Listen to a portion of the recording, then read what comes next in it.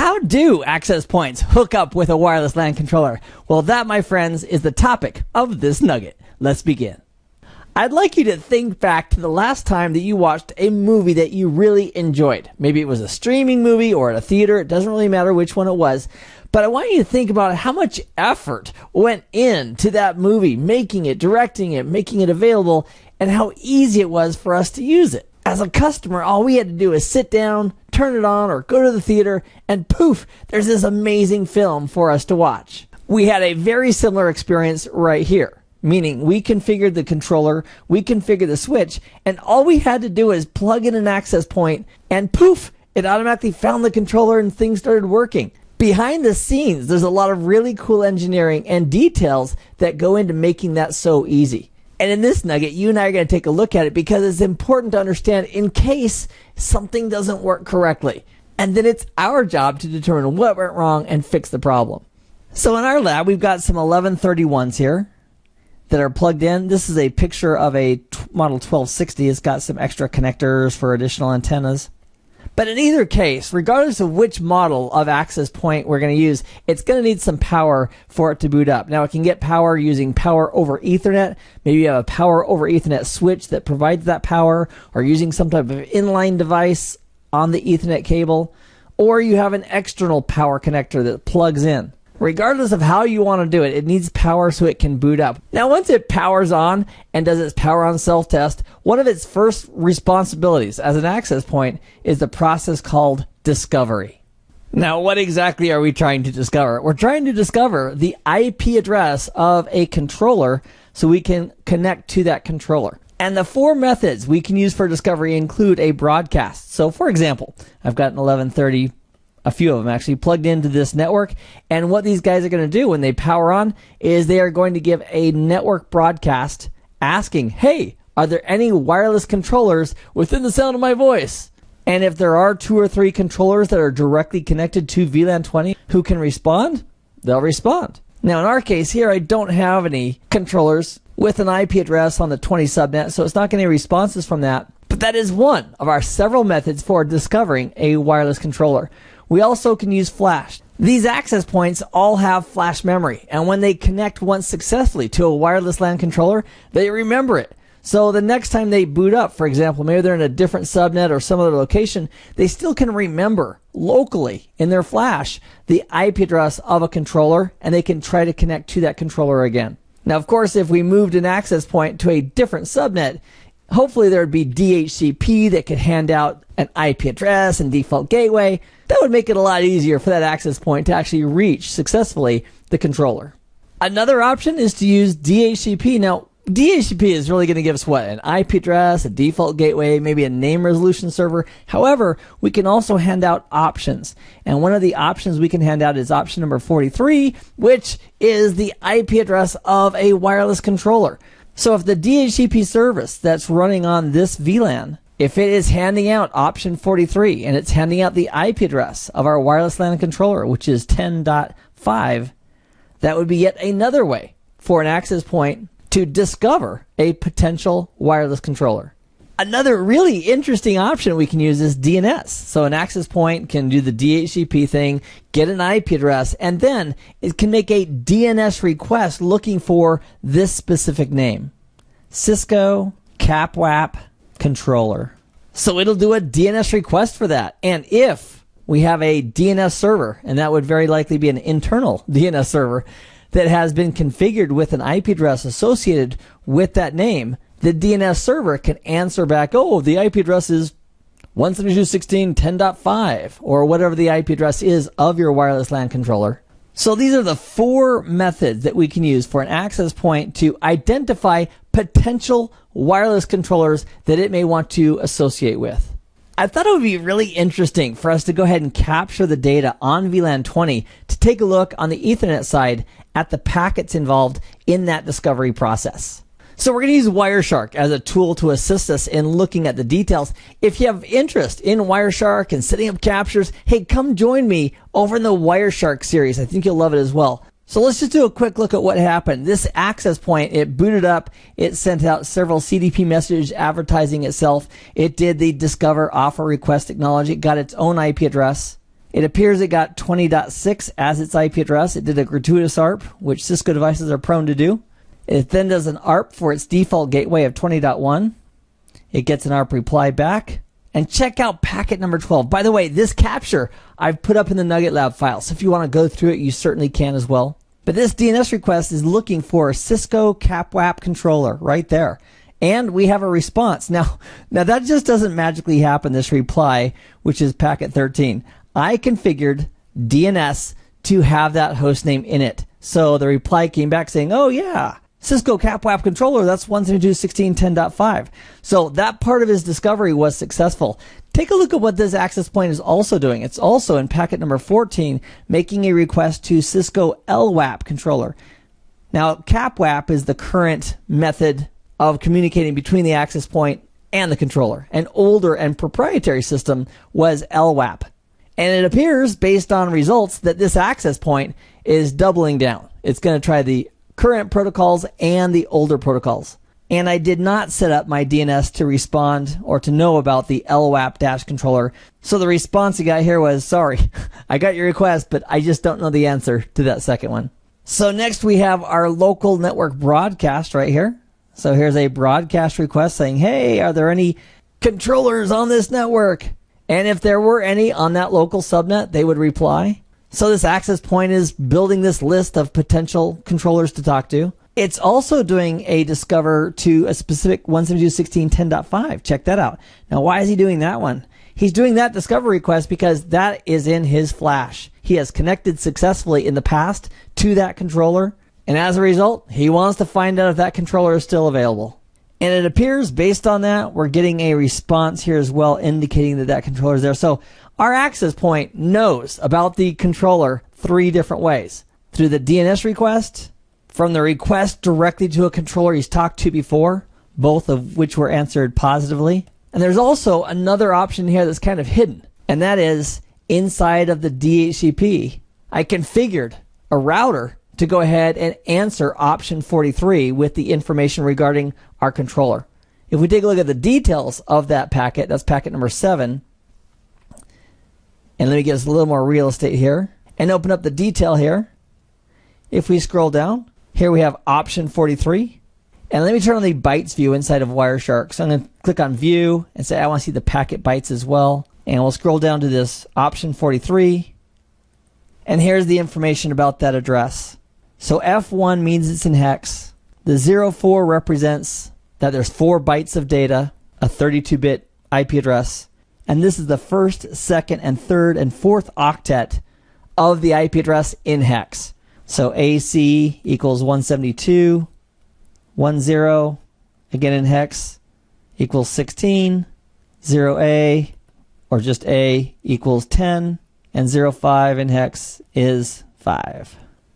So the address is 172.16.10.5.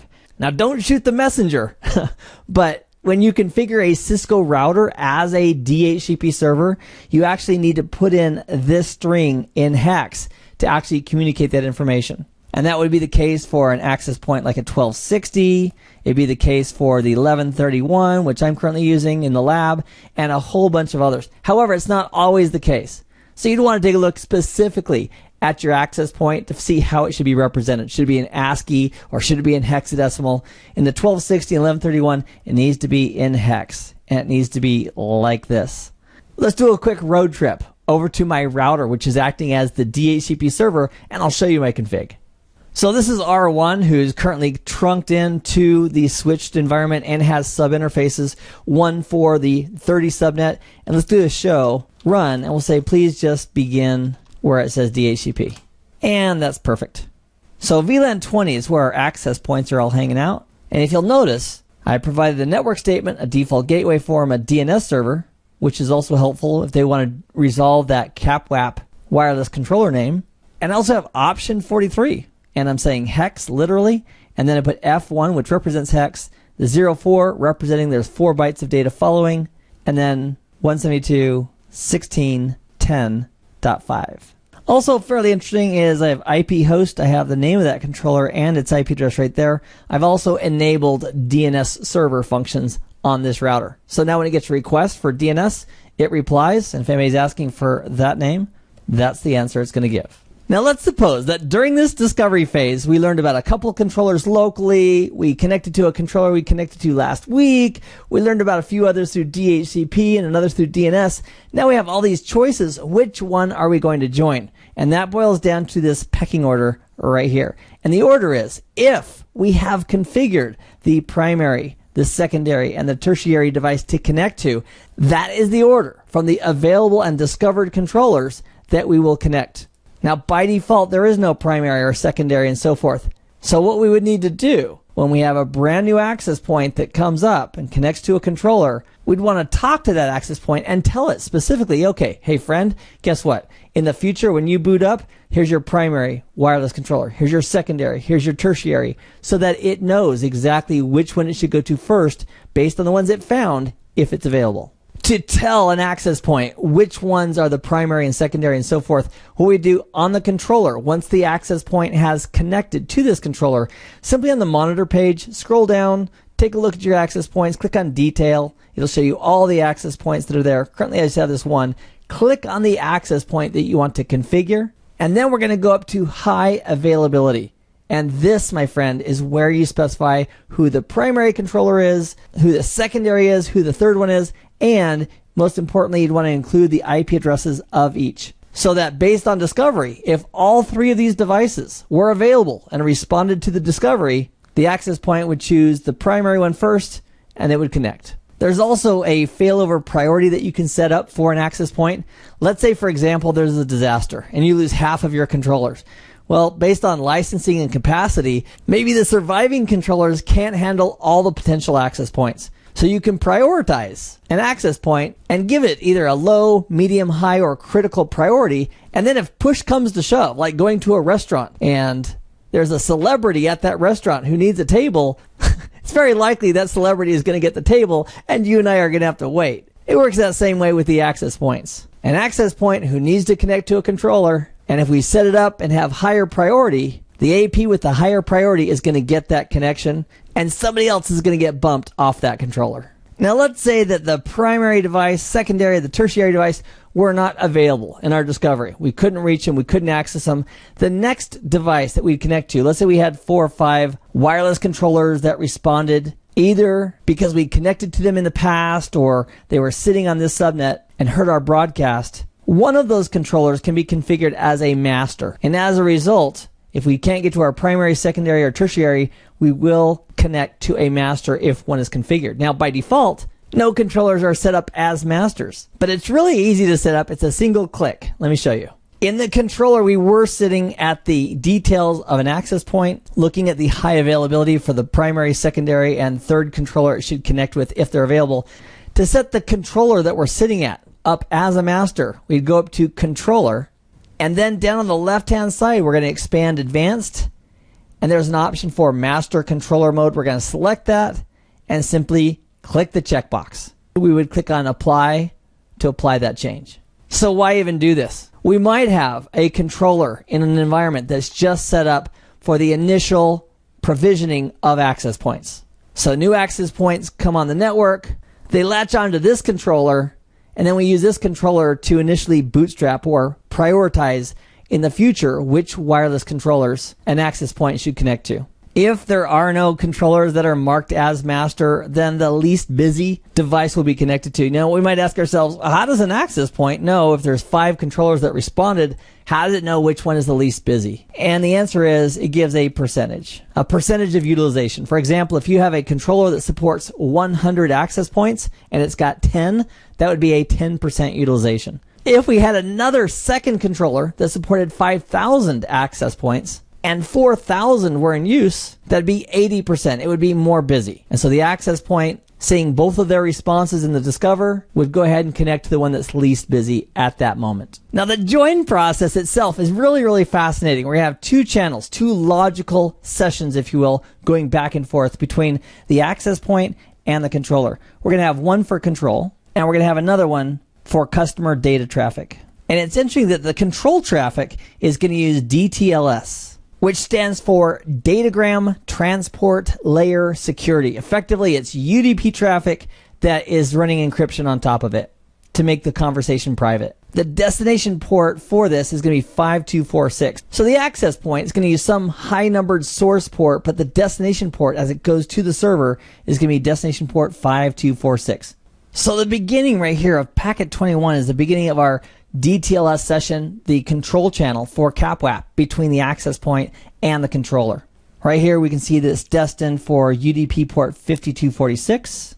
He sourced it from some high-numbered free unused port, and the session begins. We have a little bit of back and forth right here, and then coming from the server is sending to the access point its certificate. So packet 29 is the last packet of the certificate coming to the access point. And then starting in packet number 30, we actually have the access point sending the controller its certificate. So here I'm going to put to wireless LAN controller, and this part is to access point. So they exchange certificates. First, the controller sends his to the access point, and then the access point sends it to the wireless controller, in that order. And if we scroll down a little bit more, all this stuff where it says application data, that's all the private stuff because it's encrypted that's now going on between the access point and the controller.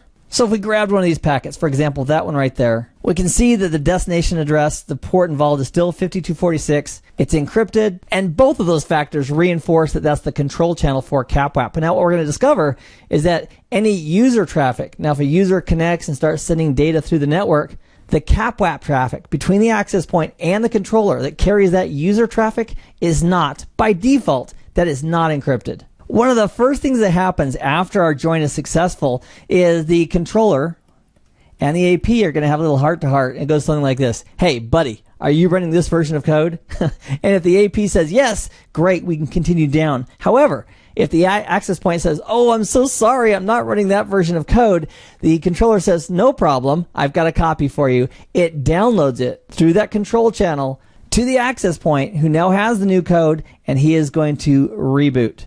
And he will continue to follow the discovery process, the join process again. This time when he hits the code portion, he's going to say, I've got this version of code. The controller says, that's great. It's exactly what I need you to have. And then it's going to go down to the next step. And that next step is get the config. Get the config required to implement the policy that we've configured on the controller. That's the beauty of having the controller, is we specify what the protocols are going to be. For example, we can specify what radios we're going to use. We can specify what type of authentication and authorization we're going to use at the controller. And all that policy and the config that the radio needs, the access point needs to implement that, is going to be pushed down at this step right here, from the controller to that access point. I mean, how does the access point know it shouldn't turn on its 2.4 gigahertz radios and use it? How does it know that it should use 5 gigahertz? The answer is it's all pushed down from the controller. And again, this is all done on the control channel right here.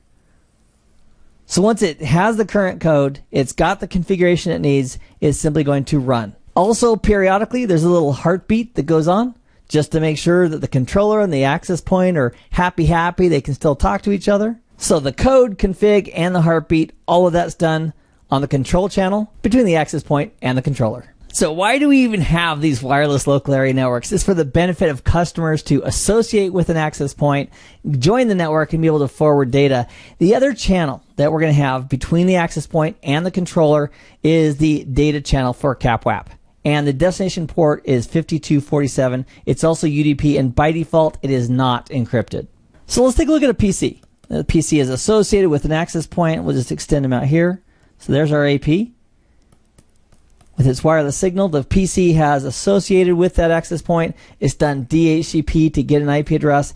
When it sends a packet, that packet is going to go something like this. Let's say we're pinging off to the internet, some device on the internet. The first frame is going to go from the PC to the access point using whatever wireless technology we have set up, 802.11b or G or A or N. The AP, which is wired to the network, it's part of the distribution system, is going to send that information, that packet, encapsulated in CapWAP on the data channel up to the controller. So it'll have CapWAP headers here.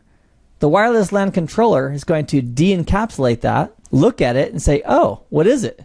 And make a forwarding decision. So if, for example, the packet's destined out to 8.8.8.8, and let's say it's a ping request, the source MAC address is going to be the PC. The destination MAC address is going to be the PC's default gateway at layer 2, which is that guy right there. So the wireless LAN controller is going to rewrite that, strip off all the CapWAP, rewrite the actual layer 2 frame with the PC's source MAC address, the router's destination MAC address, and then of course at layer 3, we would have this guy's IP address as a source, and whatever the server's destination address is, 8888.